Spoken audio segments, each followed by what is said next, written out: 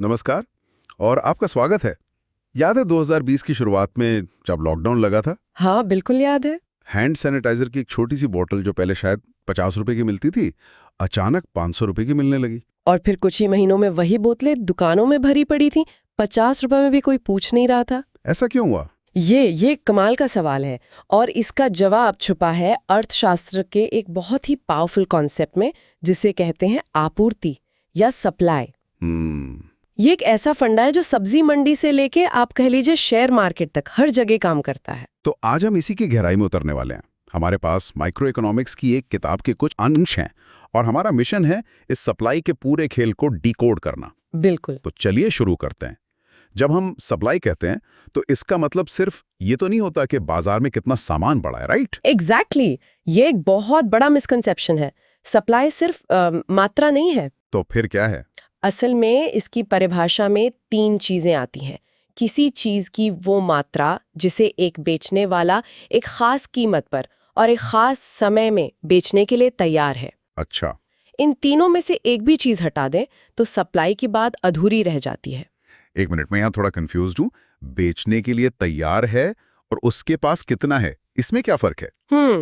मतलब अगर एक किसान के पास 500 किलो गेहूं है तो बाजार में सप्लाई तो 500 किलो ही हुई ना, भले ही वो उसे आज बेचे या कल। ये एक बहुत ही आम कंफ्यूजन है, लेकिन अर्थशास्त्र में इन दोनों में जमीन आसमान का फर्क है। अच्छा। देखिए, वो 500 किलो उसका स्टॉक है, मतलब उसकी कुल संपत्ति जो उसके गोदाम में पड़ी है। ठीक है। लेकिन आपूर्ति या सप्लाई उस स्टॉक का सिर्फ वो हिस्सा है जिसे वो आज की कीमत पर बेचने को तैयार है। अच्छा, मतलब अगर उसे लगता है कि आज का भाव 20 रुपए किलो है, जो बहुत कम है, तो शायद वो 500 में से सिर्फ 100 किलो ही बाजार में लाएगा। हाँ, तो सप्लाई हुई 100 किलो जबकि स्टॉक है 500 किलो। बिंगो। और अगर कल भाव बढ़ के 25 रुपए हो जाए तो हो सकता है वो उसी 500 किलो के स्टॉक में से 300 किलो बेचने को तैयार हो जाए। तो अब सप्लाई 300 किलो हो गई, स्टॉक वही रहा, लेकिन कीमत बदलते ही सप्लाई बदल गई। समझ गया। तो ये कुछ वैसा ही है जैसे किसी बांध में भरा पानी स्टॉक है। हाँ। और उस बांध से हर सेकंड जो पानी नदी में बह रहा है वो प्रवाह या फ्लो है। हम सप्लाई को उस बहते पानी की तरह मापते हैं, न कि कुल जमा पानी की तरह। क्या बेहतरीन एनालॉजी है। बिल्कुल यही फर्क है।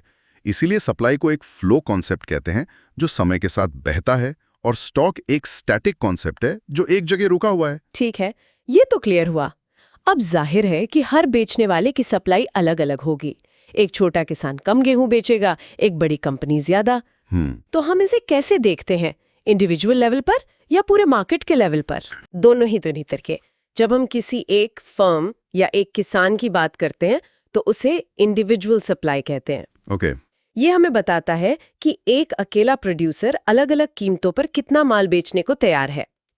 लेकिन जब हम उस बाजार में मौजूद सभी किसानों या सभी कंपनियों की सप्लाई को जोड़ देते हैं तो हमें मिलती है मार्केट सप्लाई। बिल्कुल, वो पूरे उद्योग की तस्वीर दिखाती है। और इसे दिखाने के लिए वो ग्राफ होता है, सप्लाई कर्व, जो हमेशा नीचे से ऊपर की तरफ जाता हुआ दिखता है। हाँ, मतलब जैसे जैसे कीमत बढ़ती है सप्लाई भी बढ़ती जाती है। हाँ, क्योंकि ज्यादा कीमत का मतलब है ज्यादा मुनाफा, और ज्यादा मुनाफा हर प्रोड्यूसर को ज्यादा माल बनाने और बेचने के लिए अट्रैक्ट करता है। सही है। ये इतना सीधा साधा और यूनिवर्सल बिहेवियर है कि इसी पर अर्थशास्त्र का एक बुनियादी नियम टिका है, जिसे आपूर्ति का नियम या लॉ ऑफ सप्लाई कहते हैं। लॉ ऑफ सप्लाई सुनने में भारी लगता है, पर शायद ये वही बात है जो हम अभी कर रहे थे। कीमत ऊपर तो सप्लाई भी ऊपर, कीमत नीचे तो सप्लाई भी नीचे। बिल्कुल यही है, लेकिन इसमें एक छोटा सा स्टार मार्क लगा होता है, एक कंडीशन। अच्छा। नियम कहता है अन्य बातें समान रहने पर कीमत और सप्लाई की मात्रा में सीधा संबंध होता है। रुकिए, ये जो आपने कहा अन्य बातें समान रहने पर या अदर थिंग्स बीइंग इक्वल, ये तो इकोनॉमिक्स का सबसे बड़ा टर्म्स एंड कंडीशंस अप्लाई जैसा लगता है। हाँ, बिल्कुल सही पकड़ा। असल दुनिया में तो अन्य बातें कभी समान नहीं रहती। तो ये कौन सी बातें हैं जिन्हें हम यहाँ नजरअंदाज कर रहे हैं? ये टर्म्स एंड कंडीशंस ही हैं। हम ये मानकर चलते हैं कि कुछ चीजें नहीं बदल रही हैं ताकि हम सिर्फ कीमत का असर देख सकें। जैसे कि पहली, माल बनाने की टेक्नोलॉजी नहीं बदल रही है। दूसरी, बनाने की लागत जैसे कच्चा माल या मजदूरी वो स्थिर है। और तीसरा, उस प्रोड्यूसर का मकसद सिर्फ मुनाफा कमाना है, कुछ और नहीं। हम्म। अगर इनमें से कुछ भी बदल गया तो ये नियम गड़बड़ा सकता है। गड़बड़ा सकता है। मतलब ऐसी भी स्थितियां होती हैं जहां ये नियम काम ही नहीं करता है, जहां कीमत बढ़ने पर भी सप्लाई नहीं बढ़ती। हाँ, बिल्कुल होती हैं। और ये कोई रेयर केसेस नहीं है, हम इन्हें अपनी रोजमर्रा की जिंदगी में देखते हैं। अच्छा। पहला और सबसे बड़ा अपवाद है खेतीबाड़ी, यानी एग्रीकल्चरल प्रोडक्ट्स। जैसे प्याज या टमाटर। एकदम। किसान चाहे भी तो रातों रात टमाटर की सप्लाई नहीं बढ़ा सकता, भले ही कीमत आसमान छू रही हो। सही बात है, फसल उगने में समय लगता है। बिल्कुल।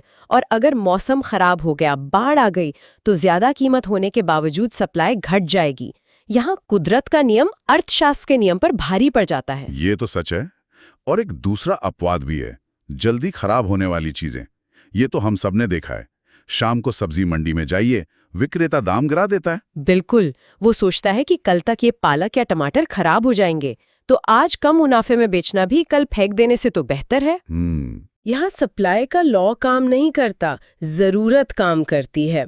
कीमत गिर रही है, फिर भी वो अपना सारा स्टॉक बेचना चाहता है, यानी सप्लाई कम नहीं कर रहा। और एक तीसरा केस भी है, दुर्लभ चीजें। जैसे एमएफ हुसैन की कोई पेंटिंग। हाँ, उसकी कीमत करोड़ों में जा सकती है, पर सपर लाए तो एक ही रहेगी। उसे बढ़ाना तो इम्पॉसिबल है। सही कहा। ऐसी सामाजिक प्रतिष्ठा वाली वस्तुओं की, मतलब स्टेटस गुड्स की सप्लाई फिक्स्ड होती है, बल्कि उनकी ज्यादा कीमत ही इसलिए होती है क्योंकि उनकी सप्लाई लिमिटेड है। ओके, तो ये तो हुए अपवाद। पर वापस आते हैं उन टर्म्स एंड कंडीशंस पर। आपने कहा था कि लॉ ऑफ सप्लाई तभी काम करता है जब टेक्नोलॉजी या लागत जैसी चीजें ना बदलें। इसका मतलब ये हुआ कि कीमत के अलावा भी कई खिलाड़ी हैं जो सप्लाई पर असर डालते हैं। बहुत सारे। कीमत तो बस मेन हीरो है, पर सपोर्टिंग कास्ट भी बहुत स्ट्रांग है। जैसे संबंधित वस्तुओं की कीमत, प्राइस ऑफ रिलेटेड गुड्स। इसका एक उदाहरण दे सकते हैं? जरूर। मान लीजिए एक किसान अपने खेत में गेहूं और मक्का दोनों उगा सकता है। ठीक है। अचानक सरकार मक्के का दाम बहुत बढ़ा देती है। अब किसान क्या करेगा? जाहिर है वो ज्यादा मक्का उगाएगा और गेहूं कम कर देगा। उसे मक्के में ज्यादा फायदा दिख रहा है। एग्जैक्टली। तो हुआ क्या, मक्के की कीमत बढ़ने से गेहूं की सप्लाई कम हो गई, जबकि गेहूं की अपनी कीमत में कोई बदलाव नहीं हुआ था।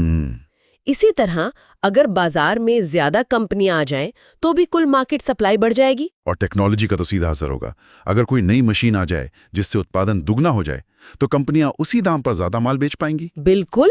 बेहतर टेक्नोलॉजी का मतलब है कम लागत और ज्यादा एफिशिएंसी, जिससे सप्लाई बढ़ती है। और इसका उल्टा? इसका उल्टा भी सच है।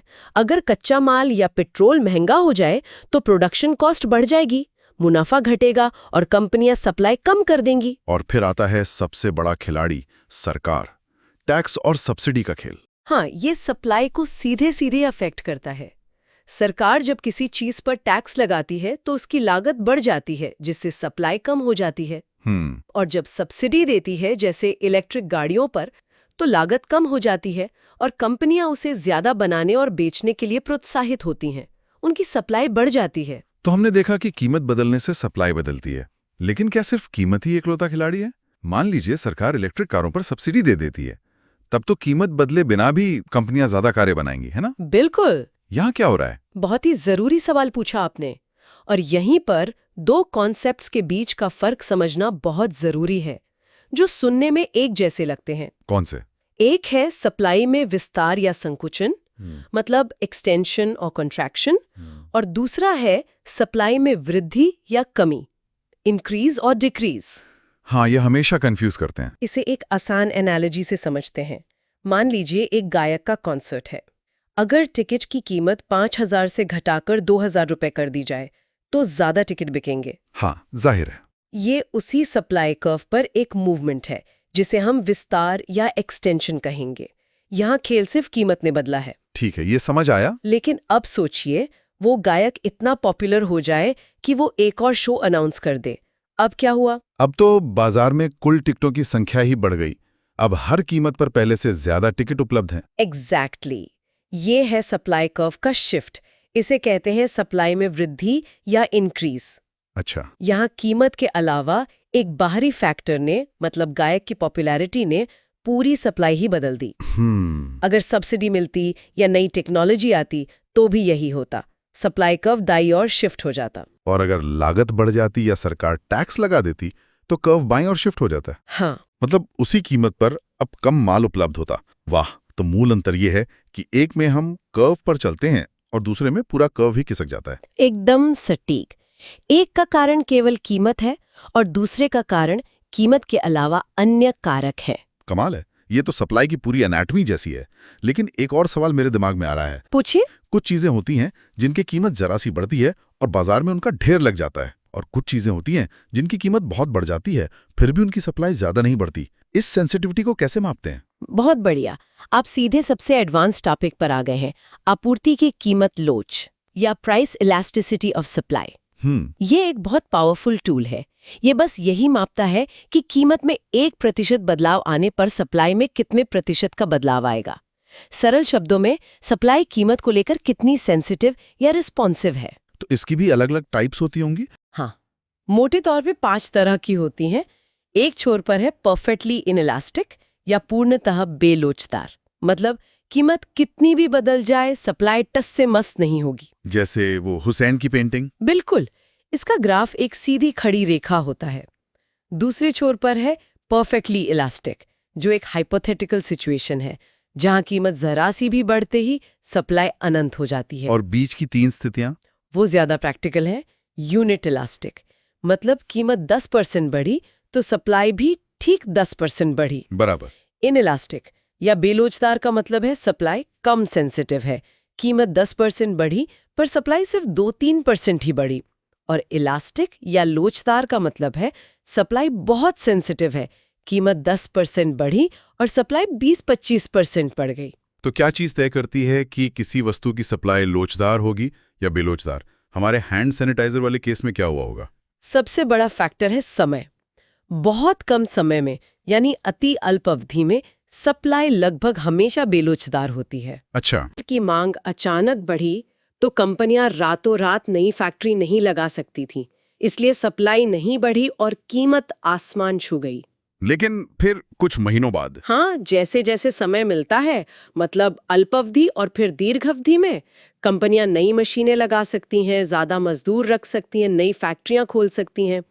उन्होंने यही किया। साबुन बनाने वाली कंपनियों ने भी सैनिटाइजर बनाना शुरू कर दिया। उत्पादन क्षमता बढ़ गई, सप्लाई लोचदार माने इलास्टिक हो गई, बाजार में माल भर गया और कीमतें वापस नीचे आ गईं। वाओ। तो समय सबसे बड़ा गेम चेंजर है। और कोई फैक्टर? हाँ, वस्तु की प्रकृति भी।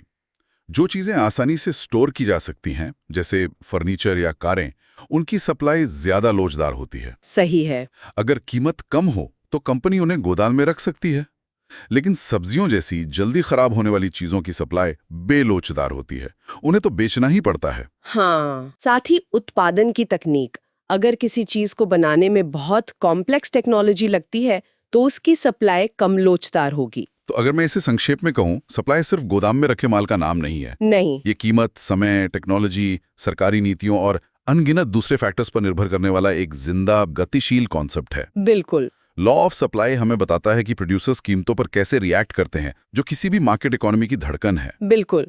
और सप्लाई की लोच को समझना ये जानने के लिए जरूरी है कि बाजार अलग अलग झटकों, जैसे कोई नई पॉलिसी या कोई नई टेक्नोलॉजी, को कितनी जल्दी और कितनी अच्छी तरह से झेल सकता है और एडजस्ट कर सकता है।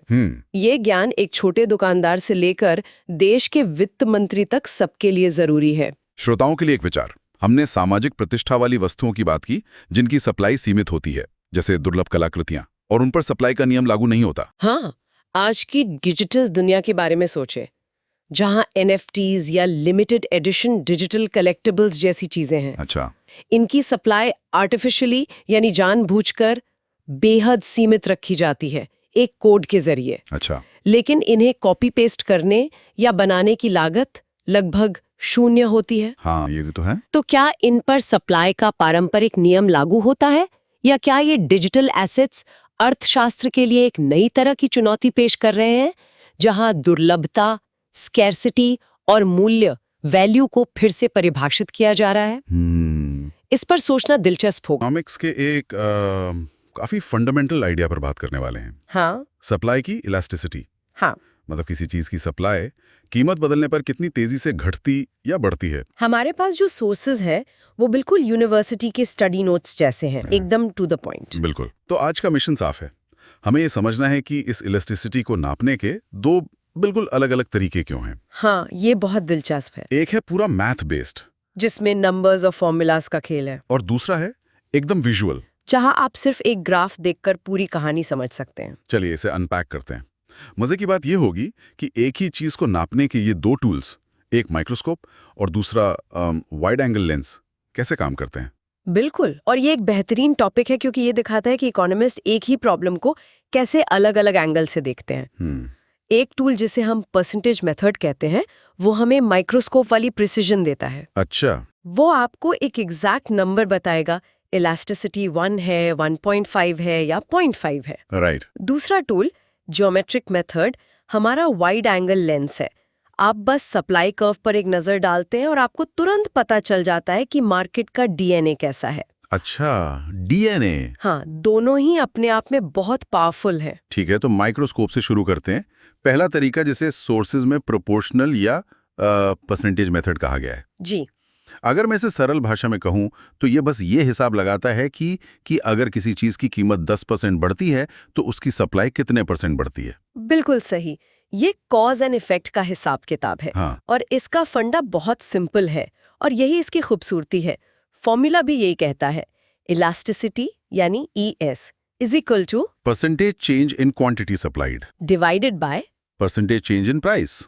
हम बस दो बदलावों का रेशो देख रहे हैं। ओके। एयर ज्यादा माल बनाते हैं, कम बनाते हैं या ठीक उतना ही, ये रेशियो ही सब कुछ बता देता है। ओके, तो सोर्सेज में इसे समझाने के लिए एक बड़ा सीधा साधा एग्जांपल है। हाँ, मान लीजिए एक पेन की कीमत है 5 रुपए और इस दाम पर मार्केट में 50 पेन बिकने के लिए मौजूद हैं। राइट, ये हमारा बेसलाइन हो गया। अब मान लीजिए पेन की डिमांड बढ़ती है और उसकी कीमत 5 रुपए से बढ़कर 10 रुपए हो जाती है। ओके, कीमत डबल हो गई। हाँ, अब सप्लायर्स देखते हैं कि अरे दाम तो डबल हो गया, चलो और पेन बनाओ, और वो सप्लाई को 50 पेन से बढ़ाकर 100 कर देते हैं। तो सप्लाई भी डबल।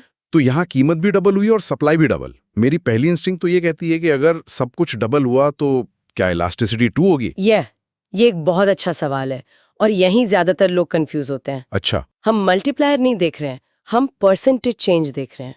कीमत 5 से 10 हुई, यानी 100% का उछाल आया। करेक्ट, और सप्लाई 50 से 100 हुई, यानी उसमें भी 100% का उछाल आया। राइट। तो वो फैंसी फॉर्मूला जो सोर्सेज में दिया है वो बस यही कर रहा है, वो 100% के चेंज को 100% के चेंज से डिवाइड कर रहा है। अच्छा, तो 100 को 100 से डिवाइड किया तो जवाब आया 1।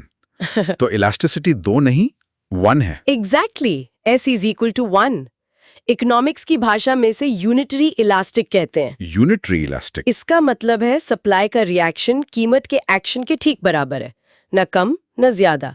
ये एक तरह का परफेक्ट बैलेंस है। जैसे आप किसी दीवार पर गेंद मारें और वो ठीक उतनी ही स्पीड से वापस आए। क्या बात है, बिल्कुल ये वही सिचुएशन है। ये तो बहुत साफ है, मतलब ये नंबर हमें कहानी बताता है। अगर नंबर 1 से ज्यादा होता बिल्कुल, तो इसका मतलब होता कि सप्लाई बहुत ज्यादा सेंसिटिव है, कीमत जरा सी बढ़ी और सप्लायर्स ने मार्केट में माल का ढेर लगा दिया। सही। और अगर 1 से कम होता तो मतलब सप्लाई बहुत सुस्त है, कीमत बढ़ती रहती है पर सप्लाई टस से मस नहीं होती। बिल्कुल, और ये बिजनेसेस और पॉलिसी मेकर्स के लिए बहुत जरूरी जानकारी है।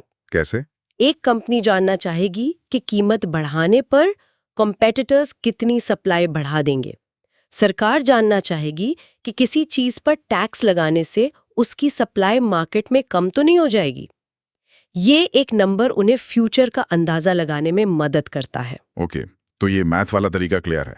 ये हमें एक सुपर प्रिसाइज नंबर देता है। लेकिन सच कहूं तो कोई भी मार्केट में हिसाब किताब करने के लिए कैलकुलेटर लेकर तो नहीं घूमता। हाँ, सही बात है। क्या इसका कोई ज्यादा इंट्यूटिव, कोई विजुअल तरीका नहीं है कि बस एक नजर देखें और पता चल जाए कि सप्लाई इलास्टिक है या नहीं?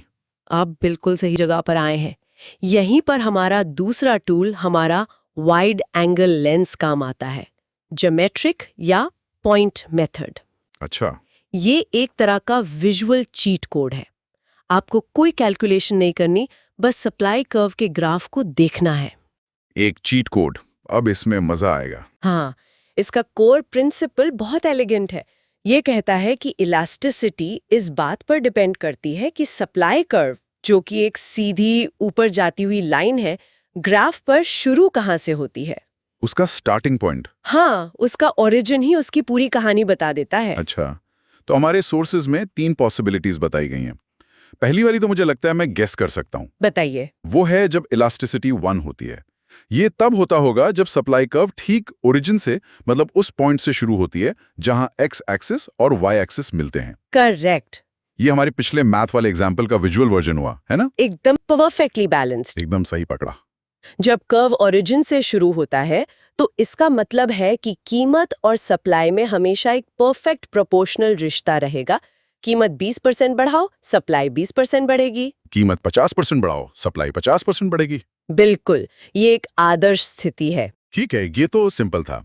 अब दूसरी स्थिति पर आते हैं जहां इलास्टिसिटी 1 से ज्यादा होती है, मतलब E1।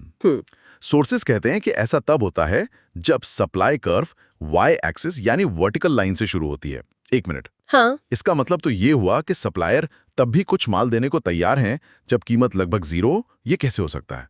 कौन सा बिजनेस फ्री में काम करेगा? बेहतरीन सवाल।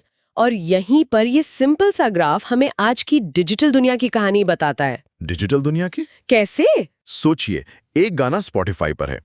अगर उसकी कीमत 10 रुपए से बढ़कर 15 रुपए हो जाए तो स्पॉटिफाई उसकी कितनी कॉपी सप्लाई कर सकता है? लाखों, करोड़ों, जितनी चाहे उतनी। उसकी सप्लाई तो प्रैक्टिकली इनफाइनाइट है। एग्जैक्टली। एक और कॉपी बनाने का कॉस्ट लगभग 0 है। तो वाई एक्सिस से शुरू होने वाला कर्व ऐसे ही डिजिटल प्रोडक्ट्स या सॉफ्टवेयर की कहानी कहता है। अच्छा, ये उन बिजनेसेस का डीएनए है जहां सप्लाई बढ़ाना बहुत आसान और सस्ता है। वो कीमत के बदलाव पर हाइपर सेंसिटिव होते हैं। कीमत जरा सी बढ़ी और सप्लाई आसमान छूने लगती है। इसीलिए इसे हाईली इलास्टिक कहते हैं। वाओ, ओके, अब ये सेंस बना रहा है। ये सिर्फ एक ग्राफ नहीं है, ये एक बिजनेस मॉडल की कहानी है। सही। ठीक है, तो अब तीसरी और आखिरी स्थिति पर आते हैं जहां इलास्टिसिटी 1 से कम है, ES1। जी। ये तब होता है जब सप्लाई कर्व एक्स एक्सिस यानी हॉरिजॉन्टल लाइन से शुरू होती है। तो यहाँ कहानी बिल्कुल उल्टी होगी। हाँ, यहाँ पर कीमत में बहुत बड़े बदलाव का भी सप्लाई पर बहुत कम असर होता है। इसे इनइलास्टिक या बेलोचदार कहते हैं। क्या आप सोच सकते हैं कि ये किस तरह के प्रोडक्ट्स होंगे? जिनका प्रोडक्शन जल्दी नहीं बढ़ाया जा सकता, जैसे खेती। हाँ, बिल्कुल। अगर आज प्याज की कीमत आसमान छूने लगे तो किसान रातों रात प्याज की फसल दोगुनी तो नहीं कर सकते। उन्हें महीनों इंतजार करना होगा। राइट, जो हैं बस वही हैं। बस एक्स एक्सिस से शुरू होने वाला कर्व ऐसे ही बिजनेसेस का डीएनए दिखाता है जिनके पास रियल वर्ल्ड फिजिकल कंस्ट्रेंट्स हैं, सीमाएं हैं। जैसे जमीन, मेहनत, समय, दुर्लभ संसाधन। ये सब सप्लाई को जकड़ कर रखते हैं। कीमत कितनी भी बढ़ जाए, सप्लाई बहुत धीरे धीरे ही बढ़ पाती है। कमाल है। तो ये ज्योमेट्रिक मेथड सच में एक चीट कोड है ना? बिना किसी कैलकुलेशन के, सिर्फ ये देखकर कि लाइन कहां से शुरू हो रही है, ओरिजिन से, वाई एक्सिस से या एक्स एक्सिस से, हम उस इंडस्ट्री के पूरे कैरेक्टर को समझ सकते हैं। बिल्कुल। कि वो डिजिटल वर्ल्ड की है या फिजिकल वर्ल्ड की, वो फ्लेक्सिबल है या रिजिड है। मुझे याद है मेरे इकोनॉमिक्स के प्रोफेसर ने क्लास में पहले वो फॉर्मूला लिखा था और आधी क्लास की आंखें ग्लेज ओवर हो गई थी। हाँ। लेकिन फिर उन्होंने बोर्ड पर ये 3 सिंपल ग्राफ्स बनाए, origin, Y axis, X axis, और आप सचमुच क्लास में एक ओ की आवाज सुन सकते थे। समझ गया। यही इस विजुअल तरीके का जादू है। ये एक कॉम्प्लिकेटेड फॉर्मूला को एक सिंपल पावरफुल तस्वीर में बदल देता है। तो इन सब का क्या मतलब है? आज हमने इलास्टिसिटी को नापने के 2 अलग-अलग लेकिन पावरफुल टूल्स देखे। हाँ। एक है परसेंटेज मेथड, हमारा माइक्रोस्कोप, जो हमें इलास्टिसिटी 1 है जैसा एक सटीक नंबर देता है। ये क्वांटिटेटिव एनालिसिस के लिए जरूरी है। और दूसरा है ज्योमेट्रिक मेथड, हमारा वाइड एंगल लेंस, जो एक नजर में पूरी कहानी बता देता है। ये हमें क्वालिटेटिव समझ देता है। हाँ, जिससे हम सिर्फ ग्राफ देखकर बता सकते हैं कि सप्लाई का नेचर कैसा है। एक हमें प्रिसिजन देता है, दूसरा हमें इंट्यूशन। और ये एक बहुत जरूरी सवाल भी खड़ा करता है। क्या? हमने अभी तक जितनी भी बात की और हमारे सोर्सेज में भी एनालिसिस को सिंपल रखने के लिए ये मान लिया गया है कि सप्लाई कर्व एक सीधी लाइन है। Right, a straight line. लेकिन क्या असल दुनिया के बाजार इतने साफ सुथरे होते हैं? शायद नहीं, असल दुनिया तो मैसी होती है। एग्जैक्टली। ज्यादातर सप्लाई कर्व्स सीधी रेखा नहीं होते, वो घुमावदार होते हैं। अच्छा। क्योंकि जैसे जैसे एक कंपनी ज्यादा प्रोडक्शन करती है, उसकी लागत बदलती है, टेक्नोलॉजी बदलती है और उस कर्व का ढलान भी बदलता रहता है। ये तो है। तो सोचने वाली बात यह है कि अगर सप्लाई कर्व स्ट्रेट न होकर कर्व्ड हो तो हमारे इन सिंपल ज्योमेट्रिक रूल्स का क्या होगा? हाँ, ये तो सोचने वाली बात है। हम एक घुमावदार कर्व पर किसी एक पॉइंट पर इलास्टिसिटी कैसे मापेंगे? ये सोचना दिलचस्प है कि ये सैद्धांतिक मॉडल असल जटिल आर्थिक स्थितियों पर कैसे लागू होते हैं और उन्हें समझने के लिए हमें इन सरल नियमों से आगे कैसे जाना पड़ सकता है।